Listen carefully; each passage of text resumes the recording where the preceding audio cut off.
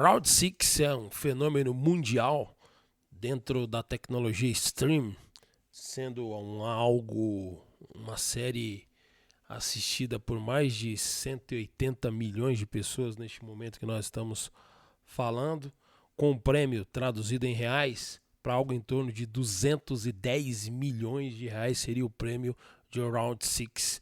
Toda a briga, todas as mortes por trás, aportuguesando, de 210 milhões.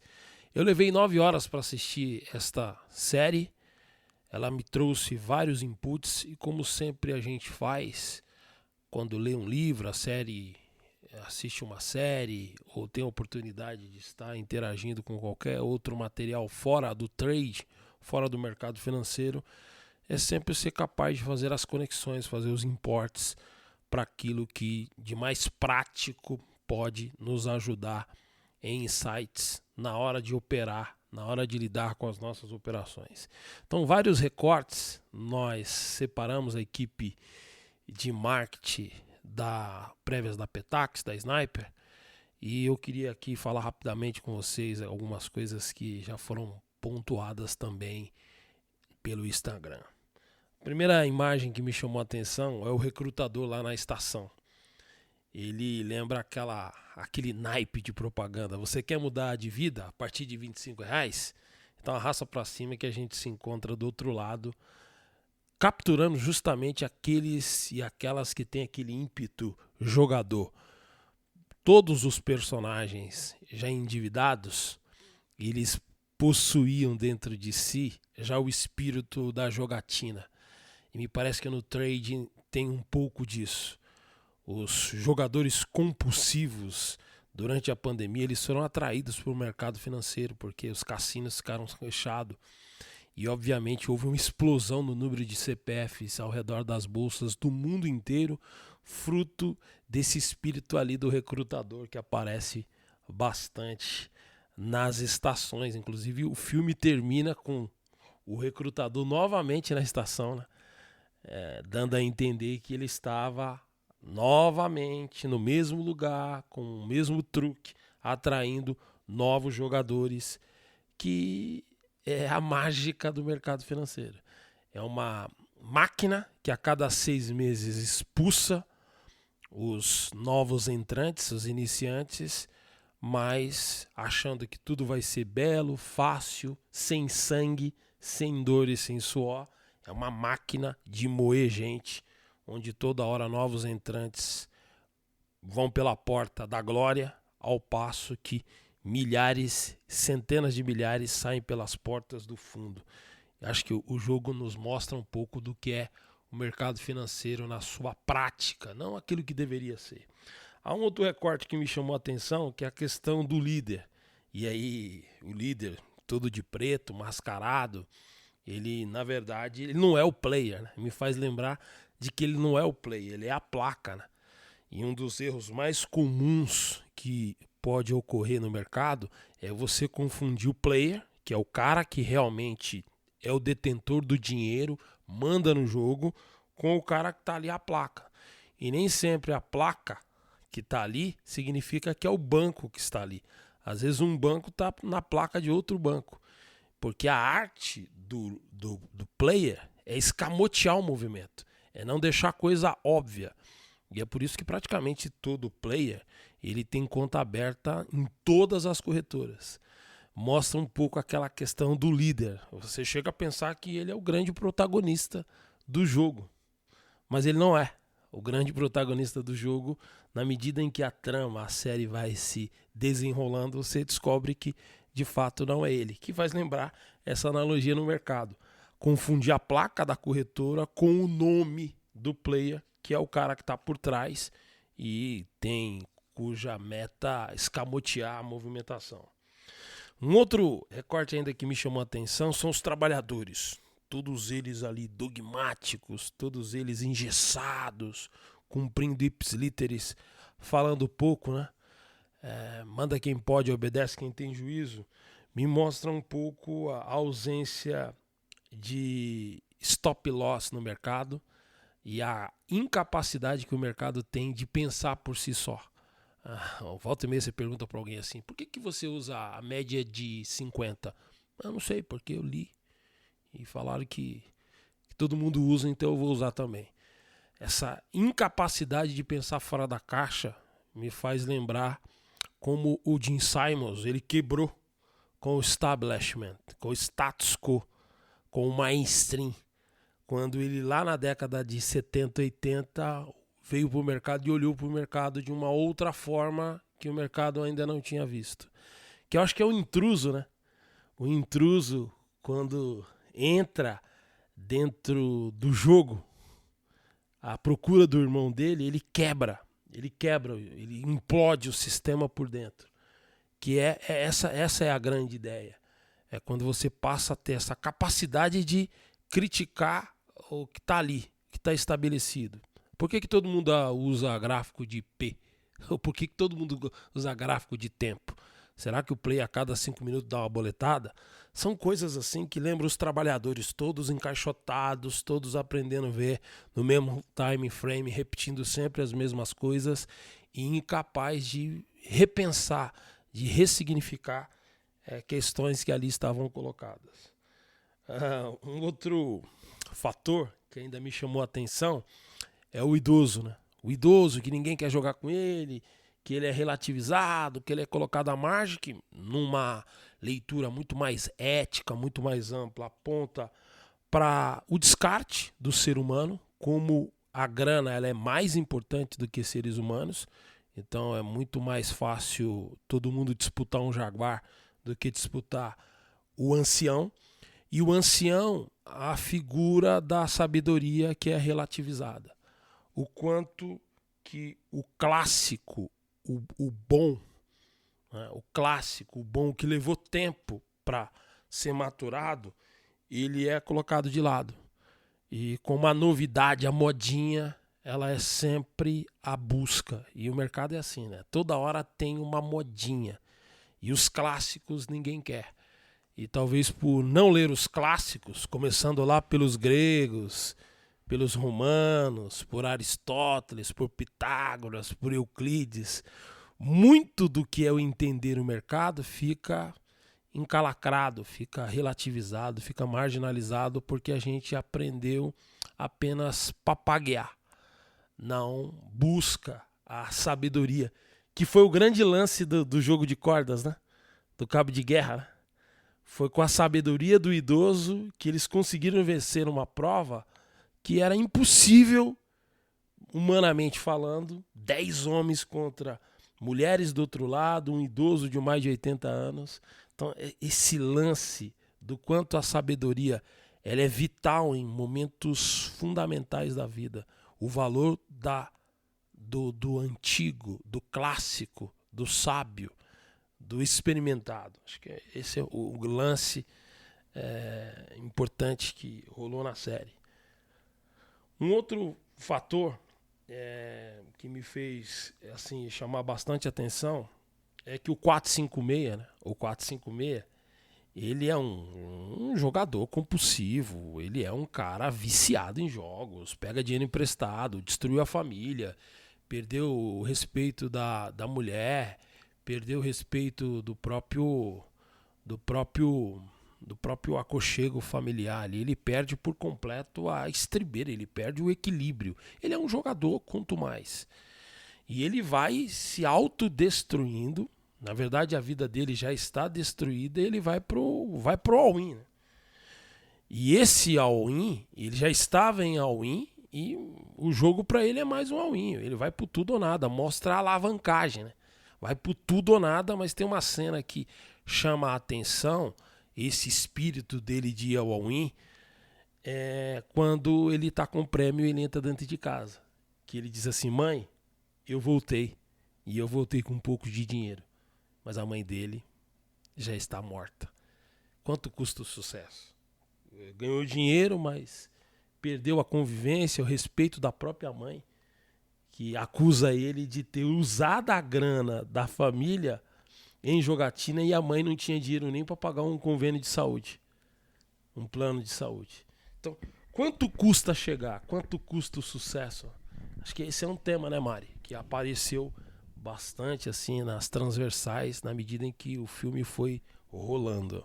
Sim, e você falando em sucesso e all-in também, a gente faz uma conjuntura, né? No mercado financeiro, as pessoas elas entram de cabeça, elas entram sem planejamento, sem gerenciamento, sem pensar na família, sem pensar no que pode acontecer. Ela simplesmente vai por uma promessa dos R$ 25, como você bem mencionou no início desse podcast, e simplesmente cai de cabeça, acredita em Papai Noel e daqui a pouco está com a vida toda estrupiada. Louco isso aí, é muito louco. Inclusive tem uma figura de um operador de mercados futuros quebrado, o Sam, que é um cara que saiu do bairro, é super famoso, é o menino de ouro do bairro, mas ele é um trade que mega alavancou, está devendo, provavelmente a polícia, o equivalente à Polícia Federal está atrás dele, e ele tem vergonha de voltar para casa e assumir que ele não é um trader de sucesso. Que assim, o cara, aquele cara que fala, eu sou um baita de um trader de sucesso, só que o dia a dia daquele operador, daquele trader, todo mundo sabe, ou pelo menos o círculo íntimo dele sabe, que não é tudo aquilo, né? Não faz parte da rotina dele, que ele é endividado e que ele precisa da boleta de ouro para num momento, como num passe de mágica, transformar a vida dele. E é a hora que há um diálogo entre o 456 e ele, que é o 218, e eles falam assim, ó, você é o menino de ouro, mas tá aqui, destruído como eu. Eu sou o idiota, só que o idiota tá aqui, disputando com você. E é uma ironia, né? Porque o 456, que é o protagonista do filme, acaba vencendo ele na vitória, na última batalha, tem a vitória final. Então é muito input, não é à toa que não é recomendado para menores de 16 anos, mas porque é uma paulada de como a vida em suas metáforas e perpendiculares, ela bate forte nas nossas realidades, na nossa família, no nosso trabalho, no nosso círculo familiar, no nosso círculo de trabalho, como isso abre vários inputs, insights com vários poderes de aplicabilidade em diferentes direções. Acho que esse é o grande lance. Sim, e pegando um pouco do gancho da sua fala também, Joab, a questão de uma palavra que ela é muito evidente, mas é muito pouco falada e muito pouco assumida, que é a vaidade no mundo do mercado financeiro. Ser um trader é um status, é uma posição importante. Então, diante da família, diante dos amigos, diante de uma organização, eu sou um trader, mas você não conta as agruras, você não conta como perde, você não conta o seu stop loss, a sua agonia, às vezes de nem saber o que está fazendo e por que está ali naquele lugar. Só a parte do glamour, né? Exato. A parte do glamour. Ele é um cara quebrado, mas o que passa é só a parte do glamour. Eu sou um trader, quando na verdade ele não é um trader de sucesso. Ele é muito longe, ele é um trader que a mega alavancou e quebrou. Que é a história que todo semestre tem pelo menos uma história muito triste para contar daqueles clássicos que a gente sempre fala por aqui. Um outro fator que chamou atenção na série, e a gente assistiu numa sentada em 9 horas, é o grupo de VIPs. O grupo de VIPs que tem uma espécie de insider trade, eles têm informação privilegiada e a hora que eles chegam para o evento ali final, para as últimas séries, e todos eles mascarados, etc., com assim, máscaras de porco, né? Bem sugestivo a ideia, uma máscara de porco dourada. E esse grupo, que é o grupo de VIPs, lembra que em todo um conjunto de ativos no mercado, seja mercado internacional, mercado nacional, em alguns ativos mais do que outro, o conjunto de players, o pool de players que existe, que a gente pode chamar de VIP, que tem informação que um outro grupo não tem. Sim. E que usa isso a favor de si próprio. operações de opções de Petrobras que rolou aí no dia da troca do comando da Petrobras. É a questão do Fed agora, com membros do FNC, lá do Comitê de Política Monetária, sabia que o Fed ia injetar grana no mercado antes de o Jerome Powell, presidente do Fed, anunciar. Então, há sempre um grupo de players que tem um conjunto de informação privilegiada na história.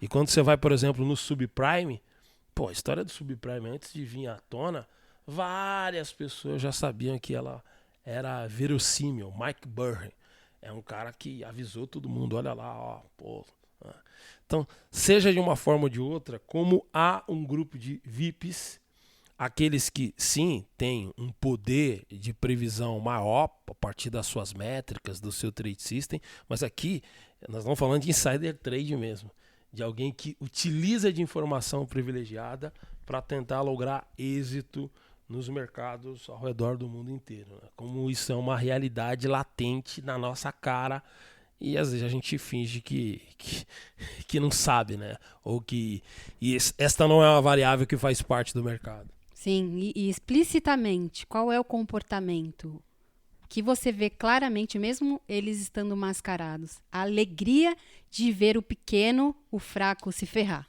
Exato.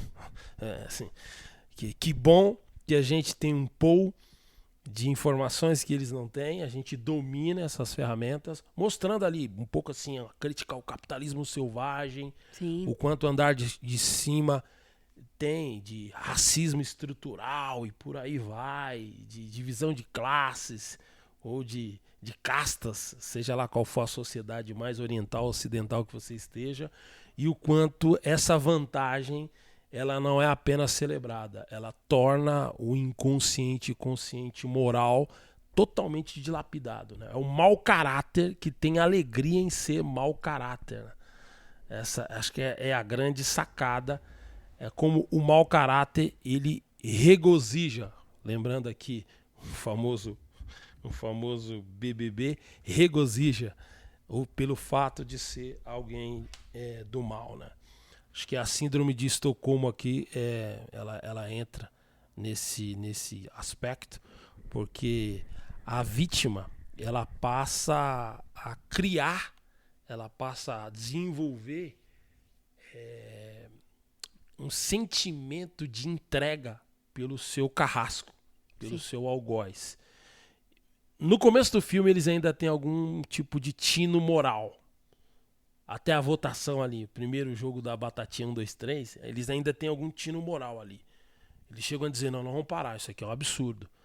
Mas depois o dinheiro fala mais alto. Vira uma ligação emocional, né? E o caráter até então imiscuído ali, meio que, né, no banho-maria, ele começa a ser revelado em diferentes direções das pessoas das mais diferentes profissões, idades, etc., mostrando que a grana ela mexe por completo com a cabeça do ser humano. No fundo, acho que é uma crítica assim, das muitas, do tipo, olha, a sociedade ocidental capitalista faliu. Sim. Acho que são várias críticas ali, mas uma dessas bem forte na transversal do filme passa por aí. E por último, falando um pouco dessa síndrome de Estocolmo, onde a vítima sempre acha que ele é o culpado, Sim. quando na verdade eram os VIPs e o velhinho, né, o 001, que era o grande protagonista, o grande malvadão de toda a história, a ponte de vidro. Acho que a ponte de vidro, acho que ela tem uma sinergia, um paralelismo com o trade, porque parece fácil o trade, né? O trade parece fácil. Fala, não, vou atravessar essa ponte aqui. Só que o fato de haver vidros temperados e que o passo em falso poderia te levar ao abismo, mostra os perigos do trade. Né? Como o trade, assim, intuitivamente parece uma coisa muito simplória, muito simples, muito fácil de ter acesso, não tem ter nenhum tipo de especialização nem certificado. Só bater, comprar e vender. Só tomar, comprou, vendeu, Simples é só assim. suporte e resistência. Só que pouco sabe é que a maioria morre, né? Que é o que acontece na ponte de vidro. Exato. A grande esmagadora maioria morre. Só que é uma história que ninguém conta, porque a história é a história dos vencedores. Vamos escamotear a história daqueles que morrem. E é a lembrança de que a ponte estava disponível para todos, mas nem todos tinham a habilidade e a perícia de distinguir onde é que estava o espelho ou o vidro sólido para fazer a travessia dos lugares que eram vidros que levavam as pessoas ao abismo. Sim. Então, essa perícia, e aí lembra do especialista em vidro, que ele olhava pela refração e ele tinha ideia de quando era temperado ou não, e aí vai o líder, troca a iluminação da ponte de vidro para tirar a vantagem que ele tinha, porque na biografia dele descobriram que ele era um especialista em uma empresa de vidros. Sim. Então, mostra como o jogo muda por variáveis outras, macro ou de insider, e faz com que aquele que não entende que tem que se adaptar, mesmo sendo com muito tempo de estrada, ele acabou não conseguindo com toda a habilidade lograr êxito, apesar de levar muitos daqueles que estavam ali ao outro lado. Então é muito louco assim, em termos de inputs e perpendiculares que o filme traz, e a gente sempre gosta de ler a partir da perspectiva do trading, da vida, porque o trade ele é uma réplica da vida, ele é uma mimética da vida. E fazer esses importes, fazer esses paralelismos, para nós é muito, muito importante esses paralelismos, porque eles acabam fortalecendo aspectos que estão aí o tempo inteiro e que às vezes a gente não tem essa habilidade de ter a sacada, né? Sim. E para fechar minha fala também aqui, Joab, no que tange a ponte de vidro, uma coisa que ficou muito explícita na série é que quando, de fato, troca-se a questão da energia e aí fica tudo apagado, o especialista não consegue mais, ele não consegue mais acurar o poder de observação, né, da distinção do que é temperado e do que não é temperado, é a impaciência. Como as pessoas que estão atrás começam a ficar impacientes. Elas querem a todo custo passar à frente, elas querem a todo custo atravessar. Não importa como, não importa o risco, elas querem atravessar. A ideia do processo, né? Exato. Ou seja, tem um processo, tem que seguir o processo. Não, elas querem atabalhoar, eu quero logo ganhar muito em pouco tempo, livre, leve, solto, colorido, abundante. E todo o processo de identificar, de entender onde é que estão os campos minados são relativizados. E aí entra naquela busca que é o todo do jogo, né? Uma grande busca pelo pote de ouro, só que o pote de ouro não é para todos. Tá disponível para todos, mas todos não vão chegar lá. Agora o ser humano sempre acha, vai ser eu, né? Sim. Tem 000.1, esse 000.1 vai ser eu. Algo assim totalmente animalesco, que mostra, né, aquilo que a gente sempre fala. Ainda somos Australopithecus de smartphone nas mãos. Esta é a ideia, pessoal. É de que a gente consiga aí interagir com vocês, criar inputs, insights a partir desta série que é um fenômeno mundial. Round 6. Sejam todos muito bem-vindos às prévias da Paytax, da Sniper Trader, nesse momento de abertura de inputs e insights. Forte abraço e até qualquer hora, pessoal. Tchau, tchau, pessoal. Até qualquer hora.